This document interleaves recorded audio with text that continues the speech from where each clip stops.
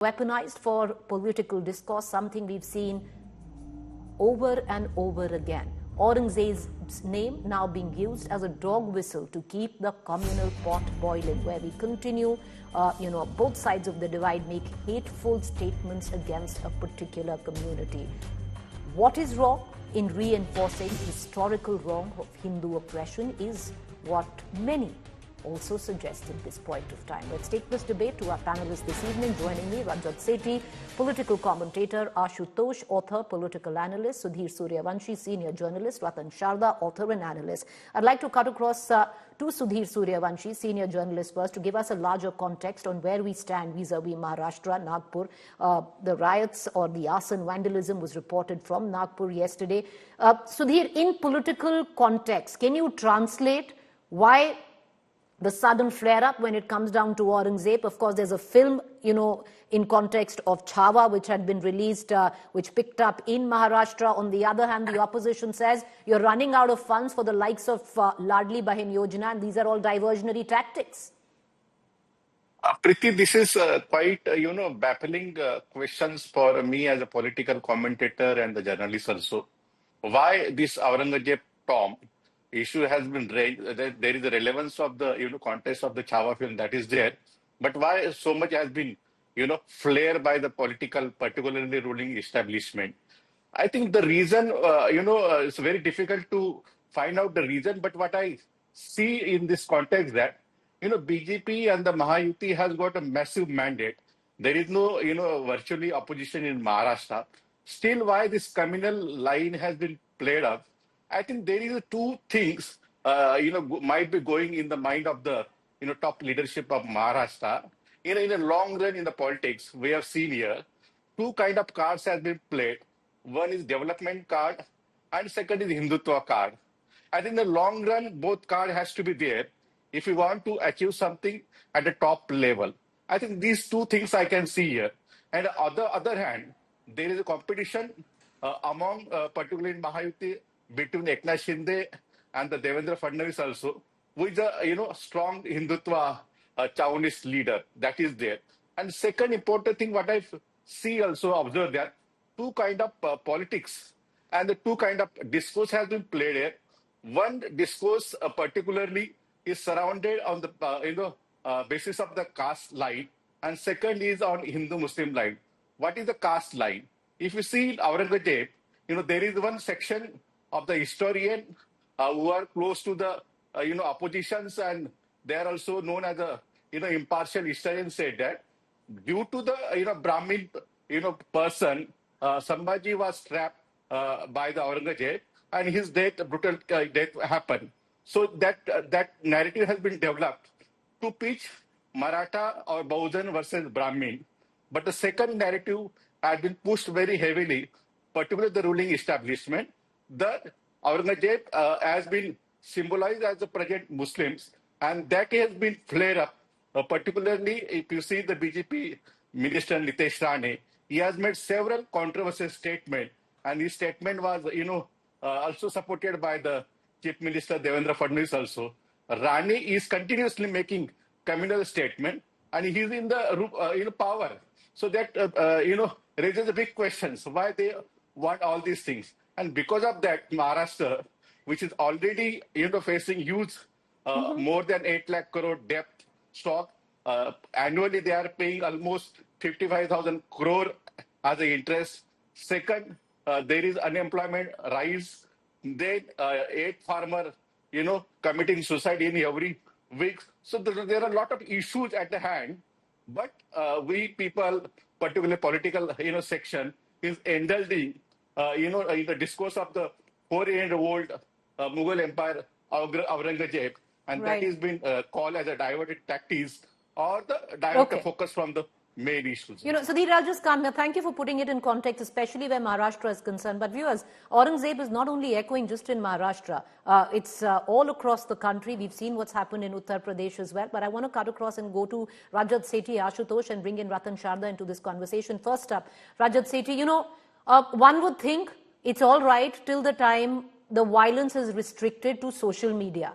there's trolling, you are talking about it, it's a bone of contention. But when it translates into tangibles that we see on ground, then we really have something to worry about. Nagpur, a relatively very peaceful city, is ablaze because of something that happened 300 years ago. Well, let me start off by saying that Aurangzeb to Hindus is same as Hitler is to Jews. Let there be no two-siding on this topic. Let us not come up with historians, so to say, neutral historians are trying to provide certain nuances. It is as black and white as it is. If there is a group today which stands up and says that Hitler was great, is being socially ostracized in any kind of a sensible place, and that is the matter of fact. Now here, there is one film which comes out, which duly passes all the certification, and there is freedom of expression. They came out with a film. There are certain groups which will, of course, get agitated about it. But the real trouble started with somebody, I believe it was Abu Azmi, who is a Samajwadi party leader, who comes out praising Aurangzeb. And I believe for all the atrocities that Aurangzeb has committed, why should Hindus forget? Why is there an attempt consistently to corner the Hindu community that you have suffered, so be it, forget about it? Has there been any kind of a reconciliation thought process in this country ever? No, it has never happened. And even in this discussion, I am seeing that you have attempted to both side the narrative. Were the Hindus on the street in Nagpur to try and flame up violence over there? Why should Hindu do the sort of suffer in this narrative battle that is again being trying to project in the same way that both the communities are trying to come in? Of course, I personally feel going and digging up the tomb is not going to result in anything. There is nothing left 300 years hence below that tomb to remove that tombstone. That is my personal opinion. Okay. Which doesn't take away the core feelings that the Hindu community still feels against Aurangzeb. And there have been concerted efforts, largely from the opposition party, to stoke those insecurities that Hindus have. This is trying to mock the sufferings that our ancestors have gone through consistently. And this has been the narrative. We saw it in our educational books. Systematically, for decades, this whitewashing had been done. Now it is being unearthed. And tomorrow, if a film on Tipu Sultan comes, will you again allow this both-siding narrative to go on? Oh, Hindus and Muslims are both responsible for this. All right. The other side of the north. Okay, fair point. You should try and have a very mature understanding of who caused the riots. If we don't have the answers, let's be quiet. Okay. No, the point. No. 1 second. Rajat Sethi, the both sides of the narrative is very clear that you're using Aurangzeb as a dog whistle to attack a particular community. No, and it is happening. No. That is one side of the narrative if you're going to say it's not happening. All right. Allow me to open up the debate. All right. My job as a journalist. Sir, my job as a journalist is to put both sides of the narrative. You have put your side. Let me get another side. I want to bring in Ashutosh into this conversation. Ashutosh, with what Rajat Sethi says, that the pendulum clearly has swung so far right that there has been so much gaslighting, and now it's going to swing right. And therefore, you see what you do see. It's reinforcing of what, in terms of oppression, was where it came down to Hindus. See, Preeti, I completely agree with Rajat Sethi. Rarely I agree with him. I completely agree with Rajat Sethi when he says that the Hitler cannot be eulogized. Agree, completely agree. I have absolutely no question on that. But history also tells us that those who supported Hitler's, their coteries, their ministers, they were also tried at the Nuremberg trial and they were hanged. Hitler committed suicide. What about Jaswant Singh? Who trapped Shivaji? It was Mirza Raja Jai Singh. There is a city called Jaipur. There is a lady called Minister, belongs to that Raja Jai Singh. So you can't have a segregation that Aurangzeb was bad, but Mirza Raja Jai Singh was brilliant. You know, this narrative is basically a dangerous narrative. If you are condemning Aurangzeb, please condemn. If you want to remove that Mazar, please remove. Dig it out. Like the Bamiyan was done. That's a part of ideology. But the issue is, what are you going to do with Mirza Raja Jai Singh? What are you going to do with Jaswant Singh? he was also a Sipa Salar, and the highest, sabse bada mansabdar was just Jai Singh. What are you going to do with him?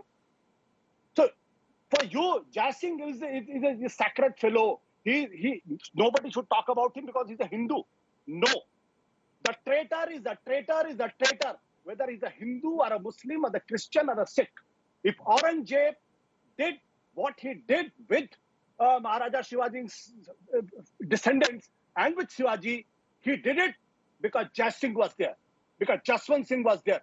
So this is very hypocritical. This is basically to create anarchy in the society, to create hatred against a particular community, nothing else. Otherwise, I can't believe this. At the center, there is a Modi government. In Maharashtra, there is a Devendra Fadnavis government. Nagpur belongs to Nitin Gadkari, a powerful minister. Nagpur belongs to the RSS.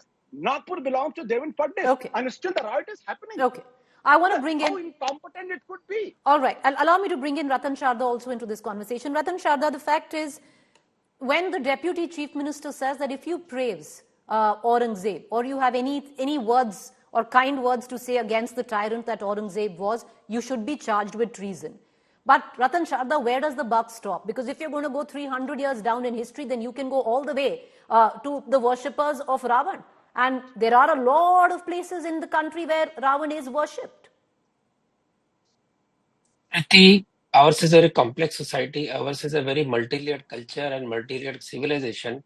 To try to equivocate between something that is time old as Ramayana and to what has happened currently is irrational. Now, you tell me, if you are going to say that you are going to say 300 saal pehle Aurangzeb mar gaya, so you should not talk about him, but somebody can praise him. Who made Aurangzeb as a representative of the Indian Muslim? First tell me, who made it? The very secular people who said by insulting Aurangzeb or abusing Aurangzeb, you're abusing Muslims. Muslims are as much victims of Aurangzeb as Hindus were. Hindus didn't convert, Muslims converted. So why should you compare a victim of like Indian Muslim as somebody who's glorifying Aurangzeb? Maulvis can do it, Owaisi can do it, but should normal Muslim do it?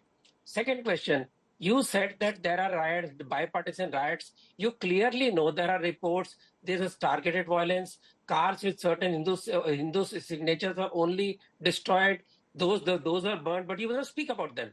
You say there are, Mr. Sudhir said, there are two kind of, narratives, development and Hindutva. What about secularism, which basically means dog whistling for minoritism? And when you say Aurangzeb is 300-year-old, why are Brahmins continuously blamed for something which the forefathers did 100 years back, in spite of high caste people creating reservation for SC/ST and trying to remove that kind of discrimination done by earlier? They will be blamed even today. They'll be abused even today. You have people like Black Lives Matter. You have native Indians agitating. That is also hundreds of years old. Why are you now blaming the whites? No, sorry, these are deep civilization wounds. You cannot stoke them by praising a person who is the most violent, wild bigot in this world. And tell me, just a moment, tell me, by somebody saying that Aurangzeb should be done this or that, why should it turn into riot? Did Hindus riot? Did Hindus burn people? Did Hindus discircle Juda? They agitated. Ratan Sharda, one second. Okay, as I bring back Sudhir into this conversation, nobody is denying. Violence. No, 1 second, sir. Nobody is. Sir, I want to bring in Sudhir back into this conversation. Number one, nobody is denying that Aurangzeb was a bigot, tyrant, one of the most cruel administrations. You're bang on all of that. Nobody, when you say that why shouldn't there be a conversation around his tyranny, of course there should be. Why not? There is nothing wrong in that. I don't think you got my question. The question is, should somebody be charged for treason if they seem to side with those who have a kind word for Aurangzeb? That is the context of 300 and that is the context of Ramayana, sir. Because how far are you going to go? No. I just want to bring in, allow me to, I'll come back to you, sir. I promise you'll get your time. I'll come back to you. I just want to bring in Sudhir back into this conversation. Sudhir, what you touched on right in the beginning is the current context on which sits Maharashtra, because at one end, if I can use the terminology, there's brute majority, yet there seems to be, going back to the old formula of fanning the flames of communalism. Why do you think it's happening? So that's that has happened. That to happen in the Nagpur, where the RSS headquarters is there. Maharashtra Chief Minister Devendra Fadnavis constituency is there. Bharatiya Janata Party, Maharashtra President Chandrasekhar Bawankude constituency adjoining to that. It's very surprising. Nagpur is known very. Ratan Shahda ji has also tweeted, earlier that in the first time after long period, the riot happened in Nagpur. Nagpur is known a very peace-loving city, but still it is happening there. I think that is the result of this people's statement, as I mentioned, earlier segment, Nitesh Rane and the fringe element. And I think the chief minister, he has to be, rise above all these kind of, dirty fringe politics, and he has to take the stand. Okay. But he supported Nitesh Rane and all But these people. Sudhir, as I bring in the others, I want to ask you a quick question, because we've always seen, the likes of Ajit Pawar take a harder stand when it comes down to issues where, communal issues are concerned. What's going on internally? The Ajit Pawar faction has always taken the stand, and they always say that they believe in the secular and progressive politics, and they are there for the arrangement, not for the ideological things. So they always defend that as secular and the progressive ideology, Shah Pule Ambedkar. Now the question before Ajit Pawar, how will defend and how will, he will convince his vote base, particularly the Muslim vote base, in this context. That is the major question before it. Shinde has gone, one line ahead than the Fadnavis today in the state assembly election by criticizing the people who were trying to put some points. So this is very, complex politics. I think this is a fight, among all these three leaders who will be the, grab the top post in the coming days. All right, I just want to give two minutes to all our three other panelists to make their point. Rajat Sethi, you wanted to come in for a rebuttal to Ashutosh. Go ahead. Well, I don't remember what all he said, but I remember loosely he said that we should punish Jai Singh's great-grandchildren or whatever. You want to hang the current minister? Please, go. If you, this is laughable. Okay. Now, let me be serious here. So, again, go back to basics. See, understand that there has been issues around the central figure and what he symbolizes till date. Suppression of basic freedoms of the Hindu community. That is what Aurangzeb's name even today resonates with. And there cannot be two doubts about it. You cannot come up and say that 300 years have happened. Why should we talk about it? You will have to ensure to keep talking about it so that your generations remember what happened when we were not united. That is the core message. And there is no point in repeating the same point over and over again. But have the Jews stopped making films on the Hitlers and the atrocities that he unleashed? No, they're still making movies, and they will continue till their creative expression remains and stories have to be told. They will continue narrating it. There should not be any doubt about it. And the Muslim community today needs to reconciliate, address the elephant in the room and say that, yes, what Aurangzeb did, what Tipu Sultan did was absolute atrocity, and we do not stand with it. That test has to be be passed by the Muslim community through the narrative, through public utterances repeatedly. They will have to do that in order to ensure that there is greater amount of semblance and understanding of where both the communities and the differences are coming in from. Just trying to address what's at the surface. Again, I'm not condoning violence. I'm talking about creating a common platform where thoughts can be exchanged. You cannot come out and block films. You cannot say that a movie like Chhawa cannot come out. A movie which doesn't fit into the narrative of Tipu Sultan should not come out.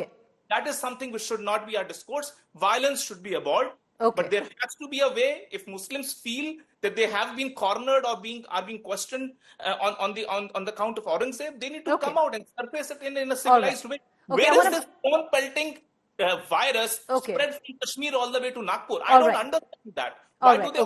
I'd like to bring in Ashutosh as well. Of course, conversations constantly need to be had, especially if a huge chunk, Ashutosh, of the majority feels that they've been gaslit for so many years and these conversations were not really allowed to have had. And that is why we possibly see the kind of repercussion that we do. But on the other side, Ashutosh, there's also, nobody's saying don't have conversations, but to start talking about treason and to say it in the same assembly where you're sitting right next to somebody who's gone and praised Godse smacks of nothing short of hypocrisy. See, Preeti, I always thought that the Rajat Sethi is a different intellectual from the right, but today he misquoted me. Did I ever say that the sons and the daughters of the Jai Singh should be hanged? No, I did not say that. I think he made himself laughable What I wanted to convey is a very, very simple thing. You cannot distinguish Mirza Raja Jai Singh from Aurangzeb. It's simple. Rajat Sethi and Ratan Sharda skipped that question itself. Now the issue is, what is the narrative on the ground by the BJP and others? Aurangya ki aulade. What is this narrative? If Aurangya ki औलादों को आप गाली बक रहे हैं और उनको आप सब कुछ कह रहे हैं, तो फिर जय सिंह के औलादों के बारे में आपका क्या कहना है? इस पर भी तो टिप्पणी होनी चाहिए ना कि सिर्फ औरंगिया के औलादों के बारे में बातचीत करेंगे. Now the issue is very simple. Issue is, if you want to judge Aurangzeb, then you should not be seen to be sparing Mirza Raja Jai Singh.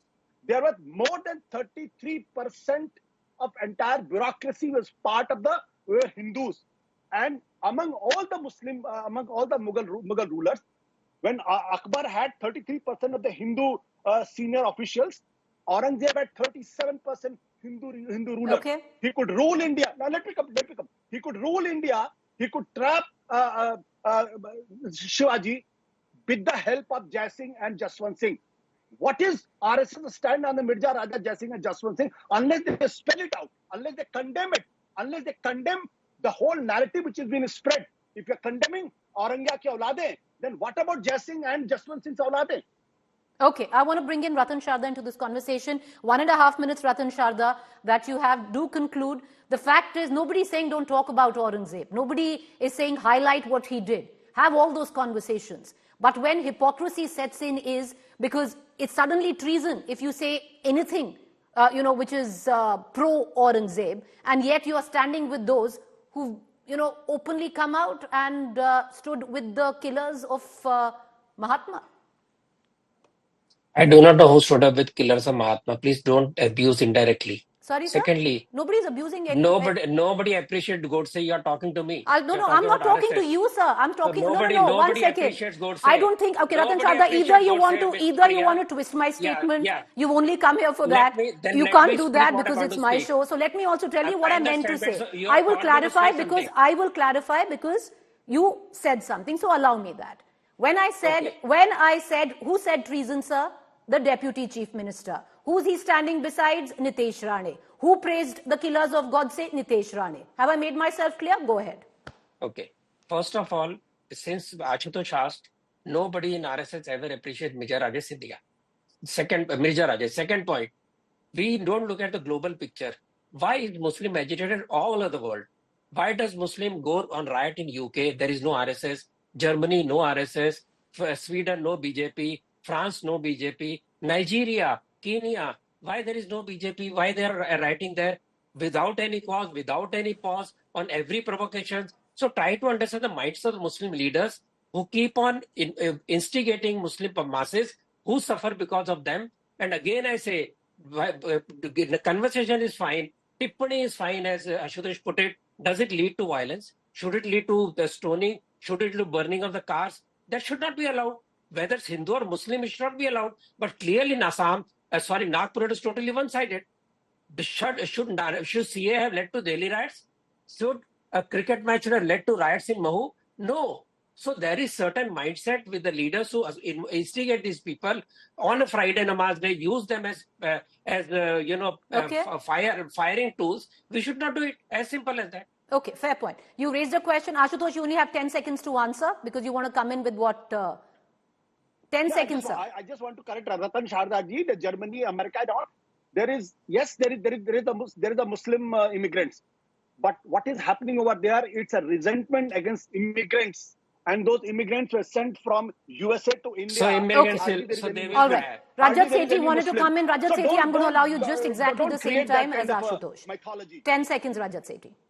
It's news, not mythology. Sorry. See, the comparisons that you're trying to make repeatedly, be it Ravan or Godse, these are like, you have to contextualize the current discussion. Okay. And I don't see where is that context heading towards. We're just trying to bring in any random example anywhere in the world. It's not random example, but I really have, I try to explain it in the beginning. It doesn't juxtapose well.